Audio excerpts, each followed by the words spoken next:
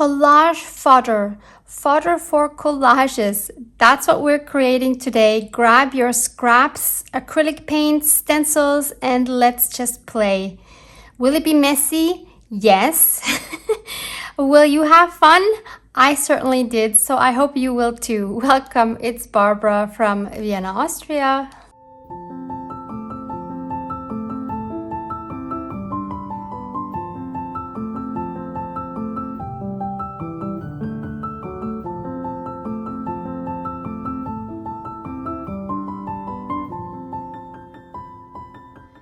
As you can see here, I was just putting my packaging paper to good use by creating scraps for collages. And I sent quick photos of these to my friend Maureen in the Netherlands. Hi, sweetie. Because we like sharing what we're working on sometimes. And we, of course, inspire each other that way as well. And it's always a lot of fun. And when I sent her the photos of some of these, she asked, well, isn't that collage fodder? And I thought, oh, yes, I guess it is. I had just seen all those paper dolls made from collage fodder, both on Instagram. Instagram was just exploding with these collage fodder paper dolls, and on YouTube as well. And actually both Luise Heinzel and Susanne from Bollenhood Art made videos on this topic as a design team project for me. And I loved both of their videos, so I will link those for you below to check out. They're a lot of fun. But I still wasn't sure what actually collage fodder was. So fodder sounds like the German word Futter, which is food for animals. So I checked the definition of fodder online in a dictionary, and indeed it is food, especially dried hay or straw for cattle and other livestock. So we are making food for our collages. That's awesome. So let me show you a little close-up of what I have been doing. So this is regular collage paper. Oh my goodness. This is regular packaging paper that you would get in boxes when you order something online. And I didn't have a plan of doing what I did here. I did have a plan of just slapping on some paint so that I have some materials for my boxes of scrap. I mean, they are already very, very full, but you know, you can always use a little bit more. And so for example, here's a strip. This is just leftover packaging paper from another project. And I thought, well, we can make some intentionally. We don't have to, whoops, hello there. We could use him for a collage. Maybe we'll do that later. So I thought, well, we could intentionally make scraps, not just use scraps from leftover projects, but intentionally make them to have on hand for collages, whether that be a paper doll or any other kind of collage. So I put some paint on, and we will do that together. And then I just did some stenciling over that. So let me just show you all the different results. These are just the colors that I really enjoy. So obviously you take the colors that you enjoy. I kind of have been sticking to a similar color scheme for quite a while now. And it turns out that that is really, really handy to have, because then so many of my pieces fit together no matter what project I use them for. These are not great, and I will explain why these turned out the way they did and how to do it better. This one I absolutely adore. Absolutely love this. And as a huge, huge bonus to it all, you can get wonderful background pieces like this with your leftover paint, which obviously are gorgeous for any kind of collage as well. So grab your supplies, let's play. I'm protecting my work surface with some plain baking paper. Here in Vienna, I usually buy this at a drugstore, and it comes in a roll like this, and it just has single sheets, and I can just take one and use it. Super handy to have on hand. You use whatever you can get a hold on. You can also, of course, use packaging paper to protect your surface. Why not? So I have some more packaging paper right here. I thought I would try this kind as well. And then we have this, which I think is similar to the one that I used here. Yeah, looks, well, part of it anyway. This looks like it's different. Doesn't matter. Again, you use what you have. When I was doing these, I had the little strips already like they are here. And I'm just now wondering whether it might be better to just leave the pieces large and to paint them first. Although when you do it this way, when you paint the individual pieces, you are more likely to have a bigger variety. Yeah, let's just do it with the big pieces. Let's try something new. I personally like to start off with a layer of white. That is my personal preference. Again, let me show you here. Well, here you can hardly see it. You can see it peeking through just the smallest bit here. Here you see a lot of it underneath. But all of these have white as a base. I just love that look. Plus, I think it makes the colors that are on top of that come out better than if you put the colors straight on darker paper, especially like this. But again, you do whatever you think works best for you. And the way I put mine on, and this is obviously just what I thought would be easiest, was I used a brayer. So if you don't have a brayer, you just use a paintbrush or a foam brush or whatever you have on hand. This I think is great because it has such a huge surface, so I can get a lot of paint on here in a very short time. And I also love the texture that the brayer gives. So to start off, I'm going to use my white gesso. This is the cheapest white gesso. This one is from Action. So I'll just put it in some spots. It's probably way too much, as always. And then I'm just going to cover most of the paper with that. This packaging paper here is a little bit more delicate, so I do need to be a little bit more careful about tearing. And I like going in, oops, see, there we go, it's already tearing. I like going in different directions, not just in one direction, so I feel that gives a better and more diverse coverage. And I love the parts best that are not completely covered. So for example, here on the edge, that's the grunginess that I am looking for and that I love. Now this one is a bit easier because the paper is a lot thicker.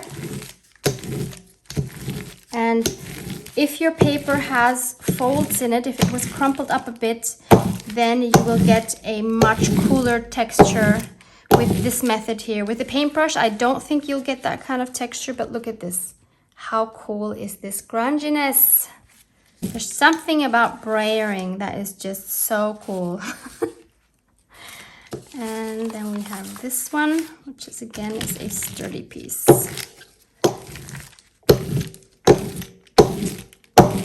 All right, I will let this dry before I continue with my next layer. Okay, this is not completely dry, but it's dry enough to keep working on. The reason why you want to dry them pretty much before you continue is because if you keep adding paint, it's going to get so wet that it will tear very easily. I mean, we're talking about scraps, so it's no big deal if it does, but just so you know. And by the way, I forgot to say, of course, if you don't have white gesso, no worries, you just use white paint or any light paint that you have maybe as a base, or you go with a dark paint. I would say experiment and have fun. So next for this one, I'm going to use my jade green color. This one is also from Action. It's called Vintage Paint, comes in these huge tubes, absolutely gorgeous color, one of my favorites. And I know, Louise, if you're watching this, I know this is like your favorite color. I totally get it. I'm with you. So again, I'm just going to spread some more over my white layer. And by not adding a huge amount, I'm making sure that at least some of the white will peek through. And that's all I am looking for. So that looks good to me. Gorgeous, gorgeous. You could just leave it like that and use that in your collages. That was actually my initial intention, but then I got carried away and then that happened. So I'm just gonna put this aside. On this one, let's try something else. Let's go with a happy yellow. This is Anita's all-purpose acrylic craft paint. Super cheap stuff. I got this in the US. It's now been 3 years ago. Oh my goodness, I need to go back.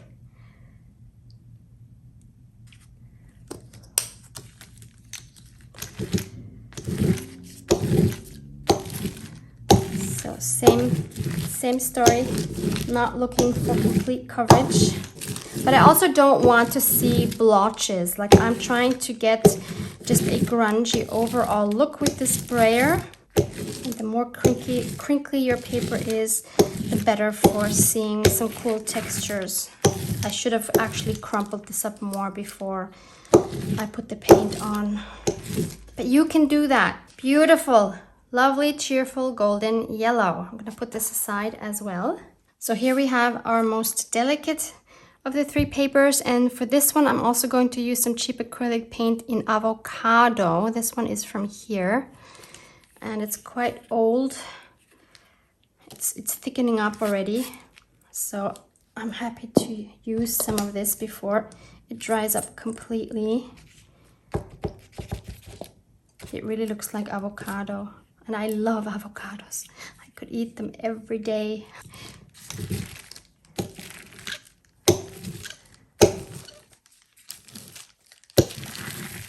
Now on this white, it actually looks pretty yellow, doesn't it? But it's not the same bright yellow as on the other one.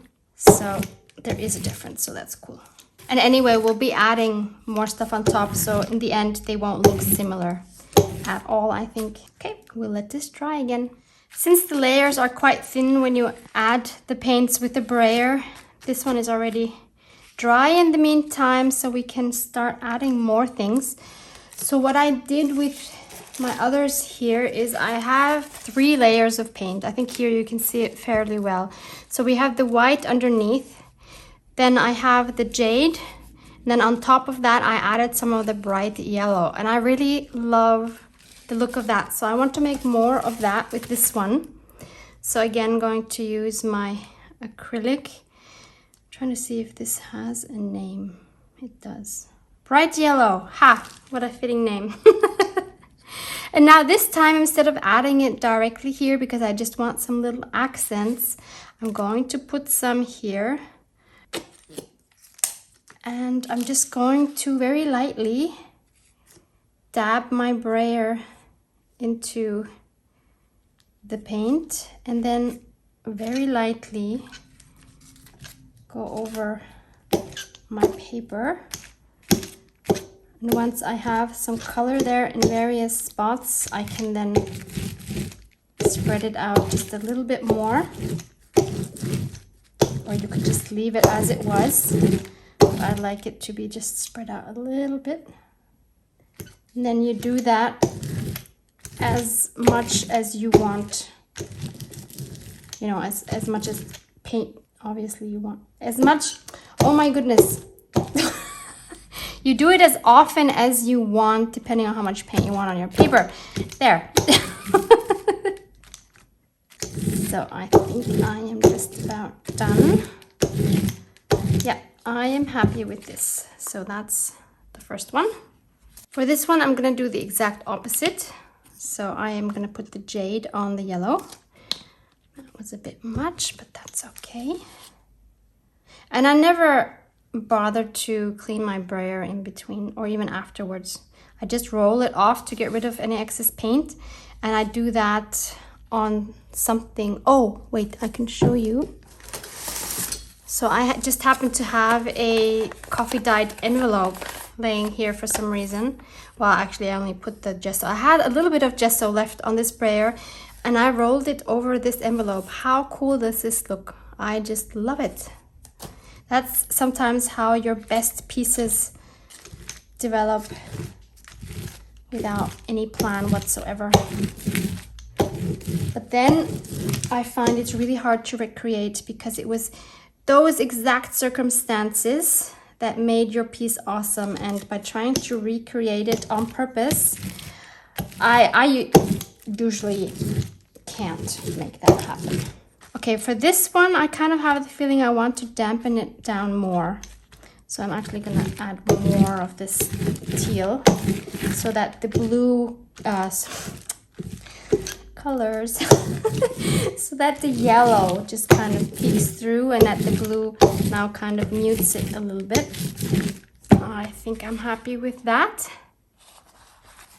And on this thinner one, I'm going to add this one, which is also from the US, Folk Art, very cheap craft paint. It's called Fresh Foliage. So let's see how that will look. Let's see if that will even come out still. Again, oh, okay, this looks like it needs to be shaken up a little bit. Let's try a palette knife. Yes, that's gonna do it. Oh, you know what we're gonna do? Since I have it on my palette now, instead of the brayer, let's just use our palette knife.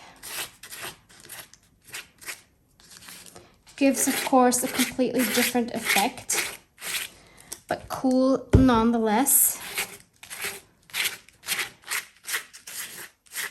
No, I'm happy that I couldn't get it out because I wouldn't have had the idea of using my palette knife.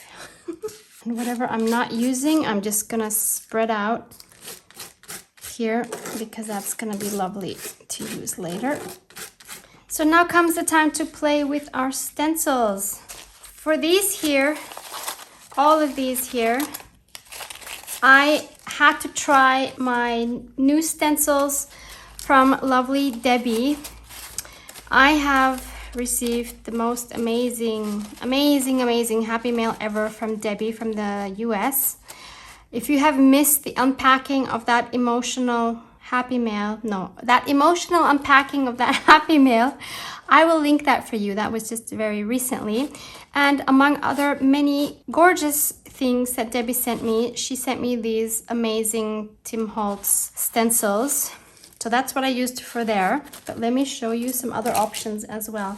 So these here, I thought maybe we could try. These are from Action. These are super cool. Never used these. This is one I have made myself years ago. How did I do this? I found some images online, some free images of stars. So then I took the stars and I printed them out on a paper. I laminated that paper, so that's why this is nice and stiff, and then I cut them out with a craft knife. This is a beautiful stencil, and this way you can customize your own stencils, and they are super sturdy. So this is something I can really recommend for you to do if you don't have any stencils or you want your own custom stencils. Another option is stencils like these. These are actually made for cakes, which is why they have this round shape. They're meant to be placed on top of a cake, and then I think you put like maybe cinnamon or chocolate powder or something on top, like with these. But I think they're super cute stencils, so I found these in a shop that has some household items. So maybe you can look for something like this. I know they also have smaller ones for coffee, for when you sprinkle cinnamon in your coffee. There's sometimes some cute designs there as well. And if you want nothing to do with stencils, or you can't get a hold of any, you can't laminate anything, don't worry, I got you. So that's what I'll show you first. I didn't do that on the other ones. I'm going to use my metallic paint. This is from a store I have here, Teddy. It's a chain. If you're in a German-speaking country, you will probably know Teddy. So I'll just add some here. And we can just simply do some mark making. For example, okay, maybe this was not the best paint to do this with because it's, yeah, it doesn't really show up. Okay. This is when I think to myself, girl, try the things out. Well, I did actually. See, in this case, I actually tried it out, but I didn't try this specific technique. I'm going to keep going because I do see it very lightly. So rather than wiping it off, I'm just going to keep doing that. So obviously, if you do that with a darker color, you're going to see it more. And to show you that, I'm going to use this dark phthalo turquoise. That's one of the names I'm never sure about how to pronounce. It's a very dark turquoise, so we're definitely gonna, whoops, brush jumping. We're definitely going to see this one. Yeah, that's more like it. See, we can just make designs like this, and super fun to use in collages. You could doodle around these as well. Awesome, I love it. I might even like this more than stencils. No, that would be a lie, but it's just totally different. I love the effect. Also, you could of course doodle other things as well. You could make, I don't know, flower petals. Let's see if I'm able.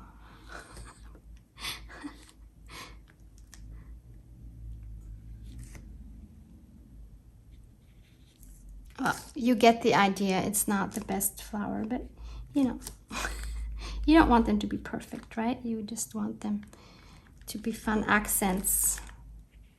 Right, let's try another one. Oh, I just have an idea what might be easier than flower petals. We can just do little crosses. Yep, that's much easier. I don't know if it's prettier, but it's easier.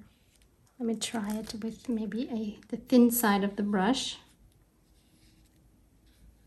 Like that, or even smaller. You get what I'm trying to show you, right? Let's try this fun stencil. So that's nothing different than mark making on a smaller scale. I don't want them this dark on this paper. I want to add some gesso to that. I want it much lighter. That was so much gesso. Oh my goodness, what am I doing? Oh gosh, this is crazy. Oh, and I have completely the wrong brush. What am I doing, girl? Because what I need, or what I think works much better for stenciling, is a brush like this that has a flat top. And I have noticed what you really need to be careful if you use a brush like this, or actually any medium to go through your stencil. The key is not to have too much paint on your brush, because if you do, what happens is, let me just show you, is this. You see here, it just will seep through the stencil and then give you a horrible result like this. Or look at this too. I mean, I'll still use it, but we can do better than that. What we are looking for is, we want this. See how this is much crisper? I mean, it's still not perfect, but I like the way they look here. So this is what I'm trying to get here. Of course, on this design, we'll see how it looks. So very important to not just put your brush in it and go, but to put your brush in it and then dab it off somewhere else so that it's fairly dry. I'm really looking for a fairly dry brush, and then we can start stenciling. I just kind of go in, I think, circular motions. Let's have a look. Yeah, perfect. Oh, these are so fun. I don't know if Action still has these. I got these a few weeks ago. Sometimes you see a stencil and you're not sure what it's actually gonna look like. This is one of those. I really wasn't sure if I would like this at all, but I think it's super cute. And we could even stencil on top of that, because that could just also be background. Then maybe we try this one here. This one looks very cool as well. Now this one I definitely want in a lighter color, so I'm yet going to add more white. But I'm really going to do my best not to mix in too much of this blue. I want it very light. Yeah, that's kind of what I'm looking for. So I have to make sure my brush is really fairly dry. Let's try this. Yes, this is working beautifully.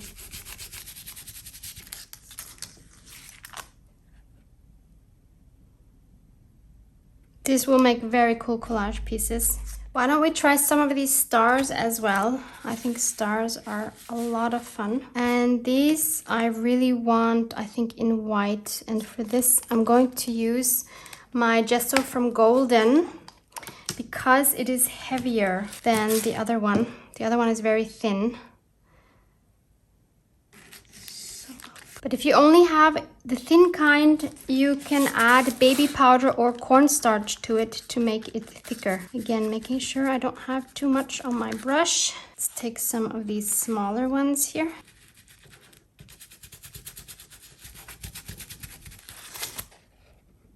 Okay, I want to do a few more of those. Then we can also maybe add some of this blue, like some darker ones.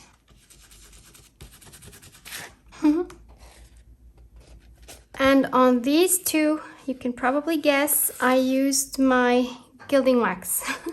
So if you have a gilding wax, that's awesome to use for your stencils. However, I must again warn you that that gilding wax is almost impossible to get off your stencils. So that means it will stay on your stencils. It doesn't bother me because it doesn't change the stencil itself, but just so you know, it won't come off.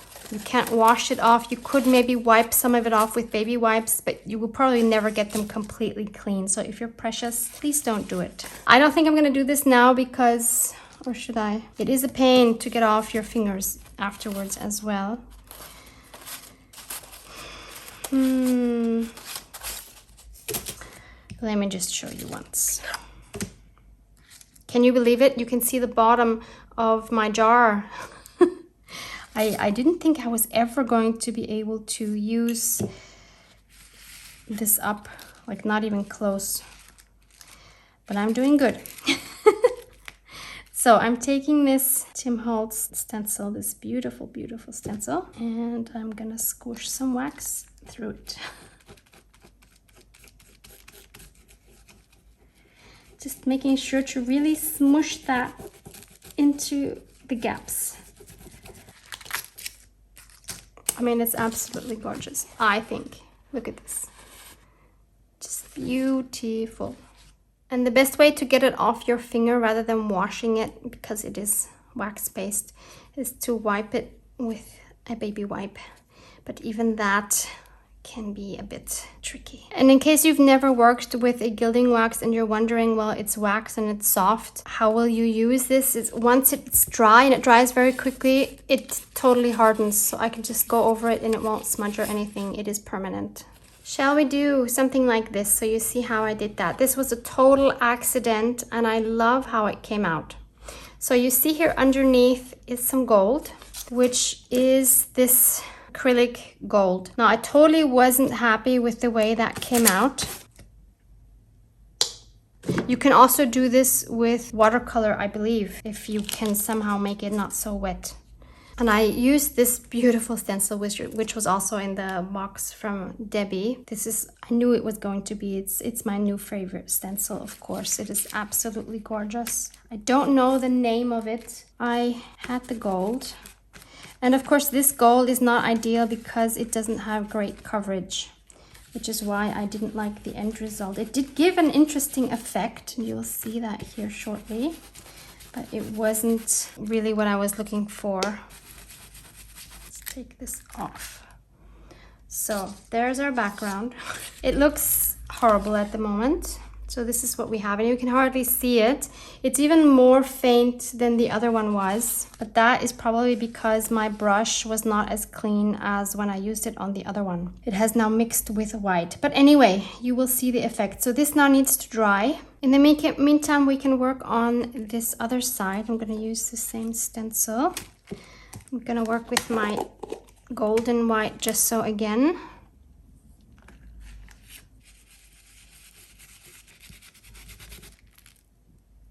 Yeah, this is turning out nicely. So now what we can do is we could, instead of just making the whole thing white, we could start adding in a little bit of the blue for the lower part here so that we have a bit of a gradient. That's also kind of fun. And then maybe even go darker for the bottom. I don't know how much sense this makes because I don't think I'll be using the piece as a whole. But maybe if this gradient looks so cool, maybe I'll just use the whole piece like on a background of a tag or something. That could be cool as well. Okay, let's see what this looks like. I'd say this gradient would look really awesome if it wasn't on this background. Because somehow I think it doesn't come out as well on this green as it could on a more neutral background. I think that would look really awesome. So that's a technique you should try, to just have like a gradient. We've got lots of more space here. So I think we should not, well, we wouldn't waste it anyway, but I mean, we should just play while we're here.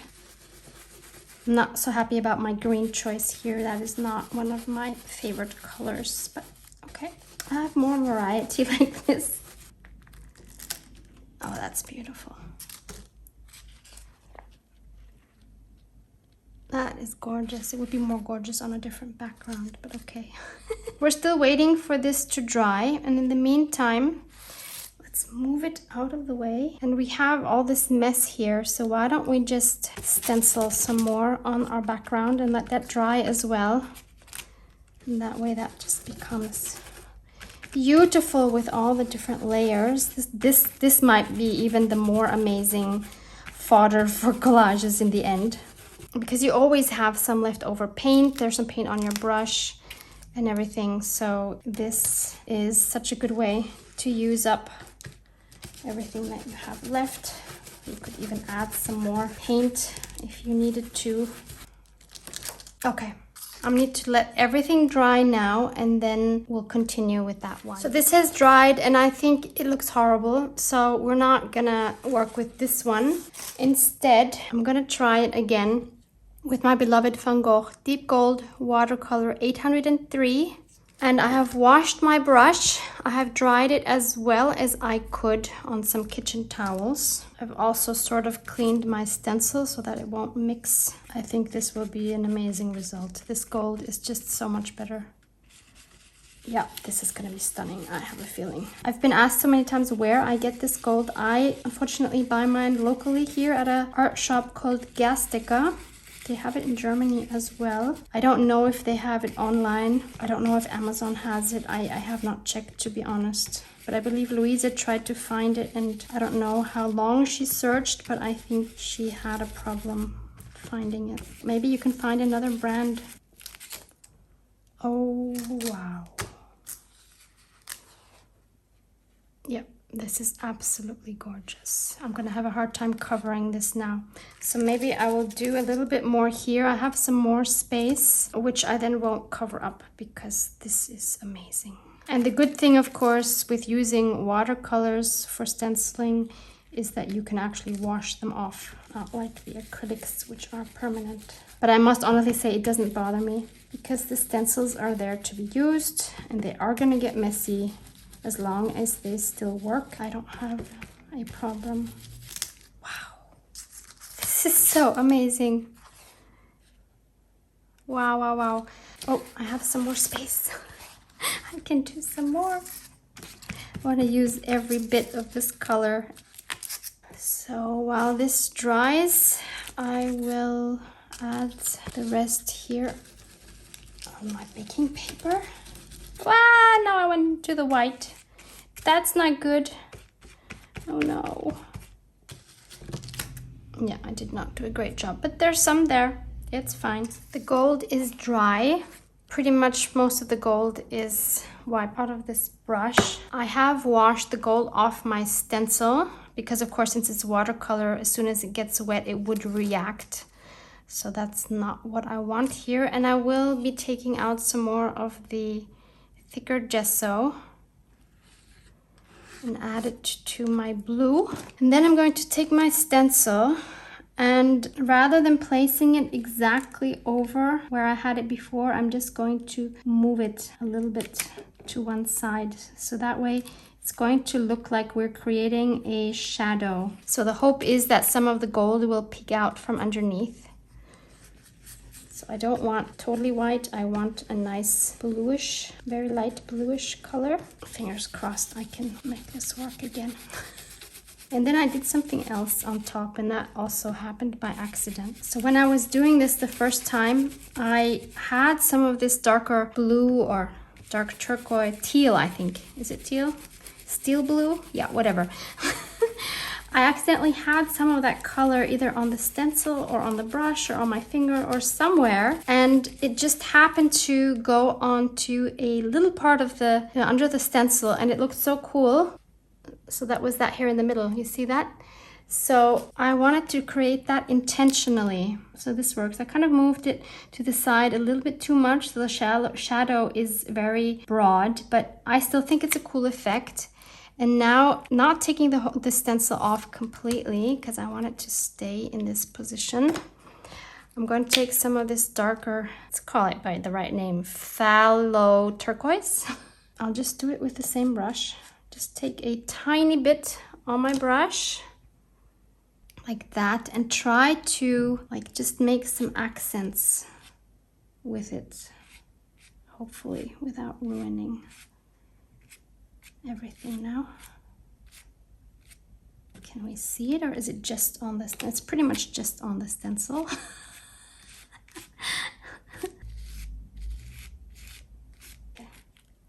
Yeah, that's what I wanted. So there's the final result. Kind of cool, I think. Would have been nicer if it wouldn't have been moved so much, but that's okay. That's something I can keep trying and practicing. And that just looks super cool. And since I'm not at all happy with this here, I'm just going to go over this with another layer in a color that I actually like. Much better. And now we can do some more stenciling on top. What do we want? Do I want more of these arrows? Maybe arrows are fun, no? I think they're great for collages. And since I have this blue right here, oh sorry, what was it? Thalio turquoise? Who comes up with a name like that? You should have pronounceable names. Ah, that's cute. Now this is something I can use. Should we try one of the words maybe? Go, discover, travel, life. Let's try the life. Oh, that's gorgeous. Should we do the adventure as well? Why not? These are such cool stencils. Debbie, you are just the best. Oh, and there's a journey. Let's do that too while we're at it. So fun. There's some more space here, and I have a little bit more paint left, so let's not let that go to waste. We have Wander 365. So now that we have all this goodness here, I'm actually itching to try one of those paper dolls, even though I'm kind of late to the game. I really want to try one, and of course I want to take you along, but this video is so long already that I'll probably fast forward that part, but I just wanted to show you what I will use as a head. So I have this journal that I made from an old calendar. So it was one of these flip-up calendars. I just cut it off here. I painted the cover, both sides. You see here I made these mandalas. So that was in my crazy mandala phase. I'm really happy how this turned out actually. So I made a little journal out of this, and I painted the pages. So here you can still see some of the original calendar pages, and then here I made some backgrounds, and on some of these I drew some faces, or I painted some faces. So this was 2016. This might be my favorite one. I love this one, but this one's kind of hard to work with because of the hair, because it ends here. But I have some more. I have this one, and I think this one will be the one that I will work with. Then there's this one, this one, there's this one, and I think there's one more here. Yeah, and there's this one. So I don't want to use the originals, and they're also too big for my journal. So I took photos and printed them smaller. So now I have 4 here to work with, and I will be cutting out her And then I'll use some of this as her dress, and we'll see how I do that, but I will put you in fast forward. So here we are in voiceover mode, and I wanted to add this paper doll in the beautiful journal from Honey. If you want to see this journal, you haven't seen the flip through or the unboxing, I will link that video for you below. It's definitely worth watching. Honey made this gorgeous, gorgeous journal. I thought first that I was going to add her to this page because I really like the beautiful background that Honey made with a jelly print. So I start off by gluing her onto a junk mail paper so that I could cut out the shape I would want her body to be in. So I'm just outlining that with pencil. And then I'm going to cut that out. That just kind of helps me define her shape. And then I wanted to use this gorgeous, gorgeous print that we just made.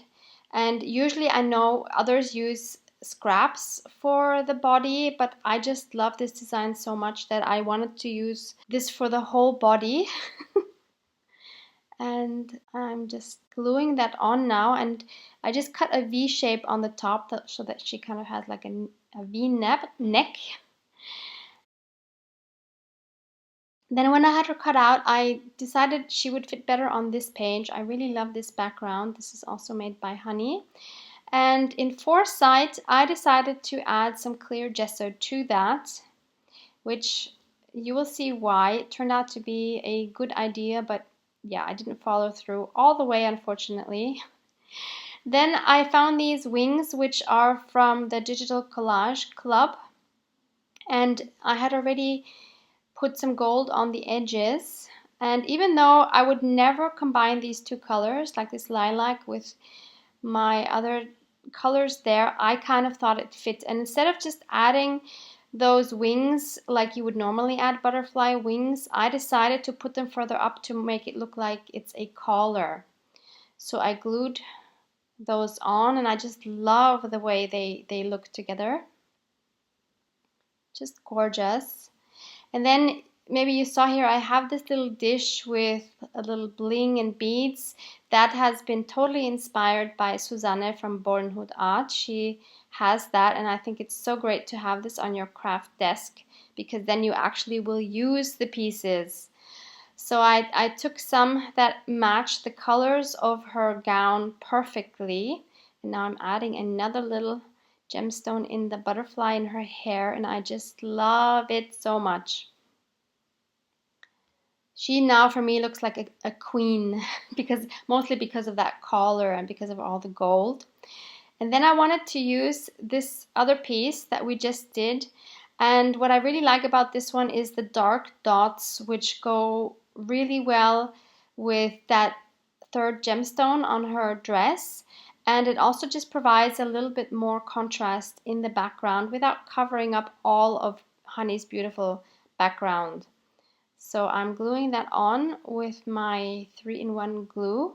And I also love the spots of this bright yellow in the background. It perfectly goes with her gown.